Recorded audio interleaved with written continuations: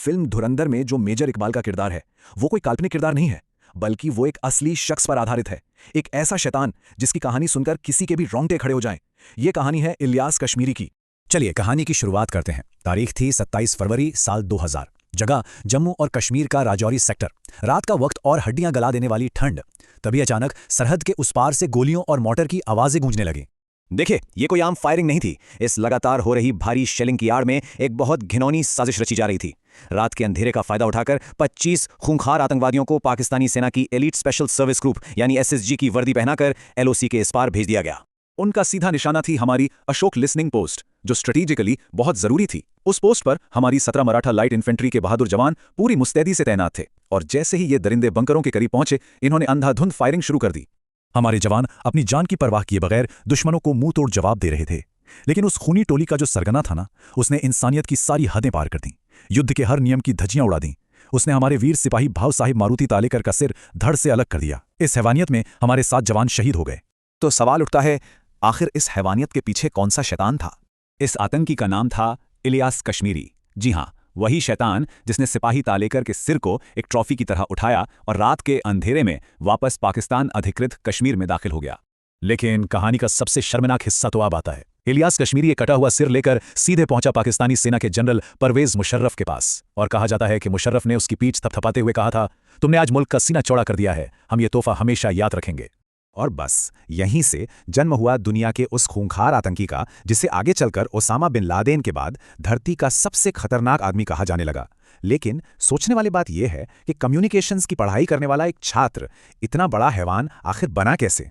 इलियास कश्मीरी का जन्म 1964 में पाकिस्तान अधिकृत कश्मीर के भीमगढ़ में हुआ था।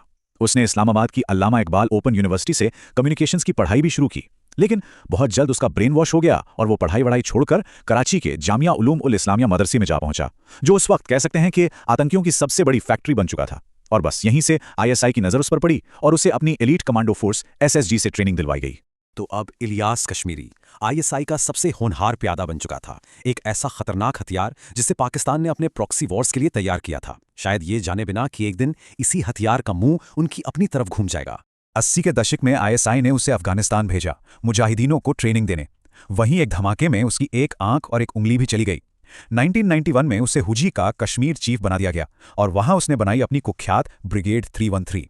1994 में उसने दिल्ली से कुछ वेस्टर्न टूरिस्ट्स को किडनैप किया, लेकिन पुलिस की रेड में वो बच निकला। 1995 में वो हमारी सेना के हाथों पकड़ा भी गया, मगर सिर्फ 2 साल बाद एक हाई सिक्योरिटी जेल से भागने में भी कामयाब हो गया। पाकिस्तान में उसकी वापसी किसी हीरो की तरह हुई। लेकिन फिर आया 9/11 हमलों के बाद। जब पाकिस्तान पर अमेरिकी दबाव बढ़ा तो आईएसआई का बनाया यही सांप अपने पालने वालों को डसने के लिए तैयार हो गया। असल में 2007 में इस्लामाबाद की लाल मस्जिद पर पाकिस्तानी सेना के ऑपरेशन ने कश्मीरी के अंदर सोए शैतान को पूरी तरह से जगा दिया। इस ऑपरेशन में 100 से ज्यादा चरमपंथी मारे गए। बस कश्मीरी जैसे जिहादियों को लगा कि पाकिस्तानी सेना ने जिहाद से गद्दारी की है, और अब आईएसआई का बनाया मोहरा आईएसआई का ही सबसे बड़ा दुश्मन बन चुका था। 2003 में उसने अपने ही आका जनरल मुशर्रफ की हत्या की कोशिश की। फिर तो उसने पाकिस्तानी सिक्योरिटी सिस्टम पर ही हमला बोल दिया। 2009 में लाहौर में आईएसआई हेडक्वार्टर और रावलपिंडी में सेना के जीएचक्यू पर हमला, और तो और 2008 में पूर्व एसएसजी चीफ जनरल अलवी की सरेआम हत्या। ईसाई से बगावत के बाद कश्मीरी सीधा ओसामा बिन लादेन के संपर्क में आ गया और अल कायदा का ग्लोबल कमांडर बन गया। अब उसका आतंक सिर्फ पाकिस्तान या भारत तक सीमित नहीं रहा, वो एक ग्लोबल थ्रेट बन चुका था। 26/11 को मुंबई में जो हमले हुए, उसका असली हैंडलर डेविड हेडली नहीं, इलियास कश्मीरी था। वो कराची के कंट्रोल रूम से बैठकर मौत का ये पूरा खेल डायरेक्ट कर रहा था। 2009 में उसने अफगानिस्तान के अंदर सीआईए के एक बेस पर सुसाइड बॉम्बिंग करवाई, जिसमें सीआईए के 60 टॉप अफसर मारे गए। 2010 में पुणे की जर्मन बेकरी का धमाका भी उसी ने करवाया था। और तो और डेनमार्क के एक अखबार पर तो उसने एक ऐसे भयानक हमले की साजिश रची थी जिसे सुनकर ही रूह कांप जाए। पता है उसने डेविड हेडली को क्या निर्देश दिए थे? उसने कहा, एडिटर और कार्टूनिस्ट को ढूंढना, उन्हें मारना मत, सिर्फ घायल करना, फिर अपने चाकू निकालना और उनके सिर धड़ से अलग कर देना, और उन खून से सने हुए कटे सिरों को बिल्डिंग की खिड़कियों से बाहर सड़क पर फेंकना। सोचिए, ये उसकी क्रूरता की बस एक झलक थी। वो मौत को एक हॉरर शो बनाना चाहता था। सीआईए बेस पर हमले के बाद कश्मीरी ने अमेरिका की दुखती रग पर हाथ रख दिया था।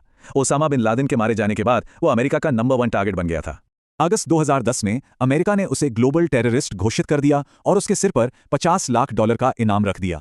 3 जून 2011 ओसामा के खात्मे के ठीक 1 महीने बाद सैटेलाइट्स और मुखबिरों की मदद से सीआईए ने कश्मीरी को साउथ वजीरिस्तान के एक सेब के बाग में बने सेफ हाउस में ट्रैक कर लिया। रात के करीब 11:15 बजे थे। एक अमेरिकी प्रेडेटर ड्रोन से एक के बाद एक 4 हेलफायर मिसाइलें दागी गईं। वो पूरा का पूरा कंपाउंड आग के गोलों में तब्दील हो गया और कश्मीरी अपने 8 साथियों के साथ वहीं चीथड़ों में बदल गया। हालांकि उसकी लाश कभी बरामद नहीं हो सकी, लेकिन कुछ ही घंटों के अंदर हरकत उल जिहाद अल इस्लामी और अल कायदा दोनों ने ऑफिशियली उसकी मौत की पुष्टि कर दी। तो इलियास कश्मीरी की ये पूरी कहानी अपने पीछे एक बहुत बड़ा और शायद डरावना सवाल छोड़ जाती है। सवाल ये कि क्या किसी मुल्क के जरिए अपने मतलब के लिए पाले गए ये सांप आखिर में घूमकर अपने ही मालिक को नहीं डसते?